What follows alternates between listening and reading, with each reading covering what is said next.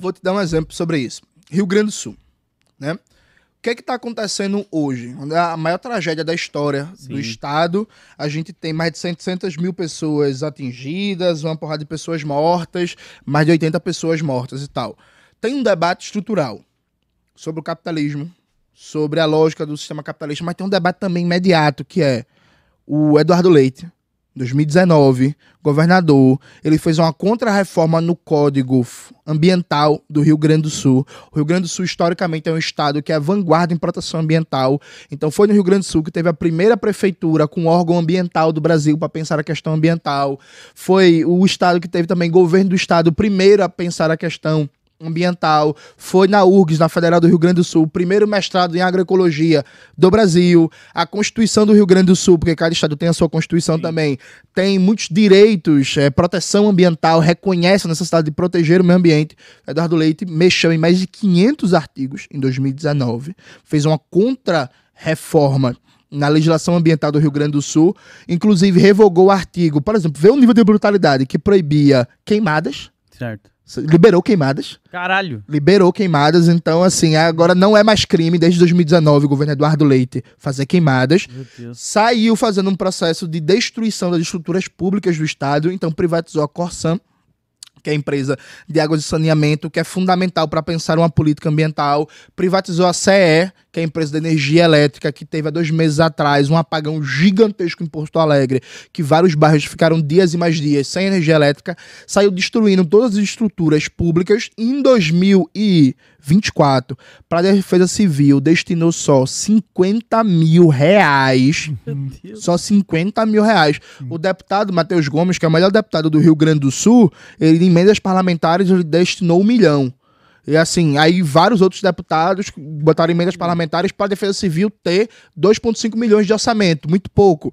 E aí, quando viu uma tragédia como essa no Rio Grande do Sul, tem um debate, sim, estrutural sobre capitalismo, sobre o neoliberalismo no Brasil nos últimos 30 anos, mas tem uma responsabilidade imediata do governador do Rio Grande do Sul, que promoveu uma contra-reforma na legislação ambiental, que deu a liberalização total pro agronegócio fazer o que quiser. O cara criou um autolicenciamento ambiental, que é assim, tu é empresário, aí tu vai abrir uma empresa. E aí tu vai dizer que a tua empresa não vai poluir, não vai desmatar, não vai fazer nada. Tu precisa de que comprovante? Não precisa de nada, basta tu atestar. E tu diz que não vai... Não vou desmatar. Não vou abrir. Vou abrir uma madeireira. Vou abrir uma madeireira, mas não vou desmatar nada. Como? Porque eu tô dizendo, pô. Aqui, confia no pai. Prometeu aqui, ó. Confia no pai. Então, assim, e aí acabou com as estruturas de proteção. Meu Deus, acabou com as estruturas de fiscalização. Pra você ter uma ideia, ano passado, né? Não sei se vocês lembram, o Rio Grande do Sul teve problemas de enchente, de alagamento. Até hoje, gente que não conseguiu ser assistida, recuperar as coisas. E aí o governador agora veio com esse discurso, não é o momento de procurar culpados. É um momento de procurar culpados, sim. Porque tem culpados imediatos. Exato. E o Eduardo Leite, ele defende um projeto político, que é um projeto político neoliberal, de destruição do Estado, destruição de planejamento, destruição de prevenção, destruição de estruturas públicas, porque, veja, eventos climáticos vão acontecer.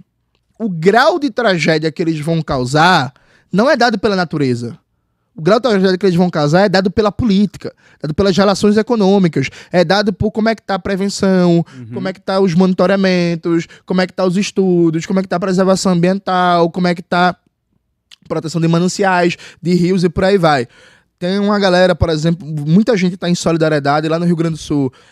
A galera da Reconstrução Revolucionária está na campanha de solidariedade, arrecadação, vai estar aí nas minhas redes também o Pix para a galera doar, ajudar. Vamos ter solidariedade, mas existe sim responsabilidade. Só para vocês terem uma ideia, no Rio Grande do Sul, só 3 deputados federais destinaram emendas parlamentares para as vítimas.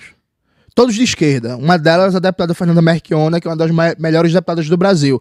Cadê esses deputados de direita? Ué, não, pô, é que... Cadê Mourão? Na época do Bolsonaro, eles não estavam acampando lá, fazendo marmita, ficando assim, cadê agora? Eles estão preocupados cadê os deputados do morais? Novo, tá ligado?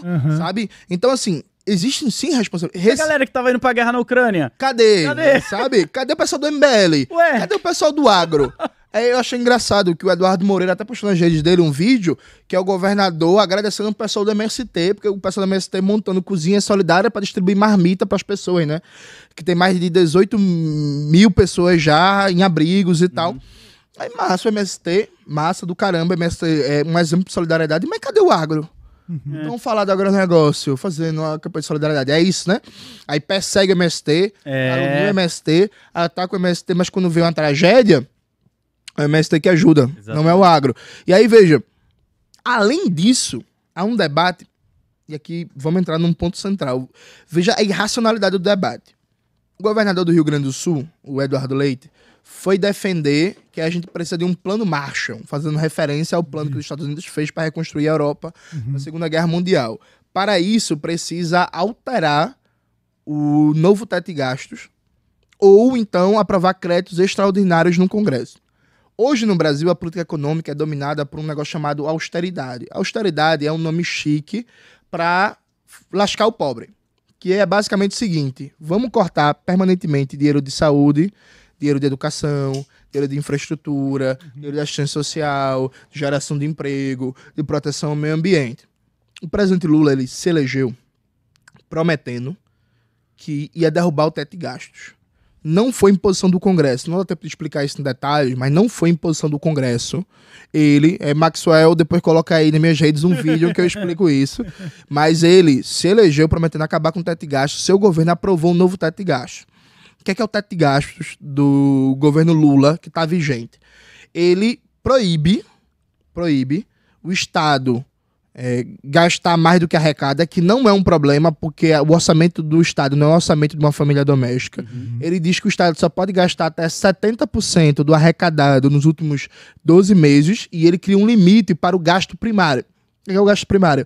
É o gasto com tudo, com saúde, com educação, com cultura, com lazer, com aposentadoria, com produção do meio ambiente, política para negro, para mulheres, para LGBT. Então, o gasto primário vai variar de 0,6% até no máximo 2,5% de crescimento. O gasto financeiro do Estado, que é o gasto com juros e serviço de dívida pública, está livre. Ano passado foram mais de 700 bilhões de reais. Então, o novo teto de gastos não mexe nisso. Pois bem, com o novo teto de gastos, fica impossível fazer planejamento. Porque planejamento, se você diz assim, por exemplo, Recife é a capital brasileira mais vulnerável às mudanças climáticas, por causa do nível do mar, por causa da proximidade, que é uma cidade cheia de morros, com problema de escoamento e não sei o quê. Então, para você resolver isso, você tem um planejamento. Nos próximos 10, 15 anos, quais são as obras estruturantes que a gente vai fazer em Recife para reduzir a vulnerabilidade da cidade aos eventos climáticos extremos. Planejamento exige orçamento constante e permanente num arco de tempo significativo para você fazer as grandes intervenções que são necessárias para enfrentar os eventos climáticos. Mas não dá para fazer isso quando você tem um novo teto de gastos que vai reduzir ano após ano o tamanho do Estado, da capacidade de fazer políticas públicas. Aí o governador, que é de um partido neoliberal, o PSDB, que apoia a austeridade, que apoia o teto de gastos, vem dizer que quer um plano Marshall para reconstruir o Rio Grande do Sul, esquecendo que ele e seu partido é responsável também por essa situação, por apoiar uma política de austeridade. Aí o presidente da República também diz isso, mas o presidente da República, o senhor Luiz Inácio Lula da Silva, esquece que ele traiu a promessa de campanha dele, que era enfrentar teto de gastos, empurrou o novo teto de gastos. Aí fica o debate que não, vamos criar uma exceção para o Rio Grande do Sul. Veja, o Rio Grande do Sul precisa de toda ajuda, toda solidariedade, mas o que a gente precisa não é exceção para o Rio Grande do Sul, é precisar acabar com o teto de gastos. Precisa fazer um debate sério sobre o enfrentamento às mudanças climáticas, e isso passa num nível mais próximo da gente de acabar com a política de austeridade e garantir investimento público crescente e permanente para adaptar as cidades e os territórios aos eventos climáticos extremos. Isso passa por planejamento, isso passa por pesquisa, isso passa por enfrentar lógicas predatórias do agronegócio, da mineração. Isso passa por reverter a privatização.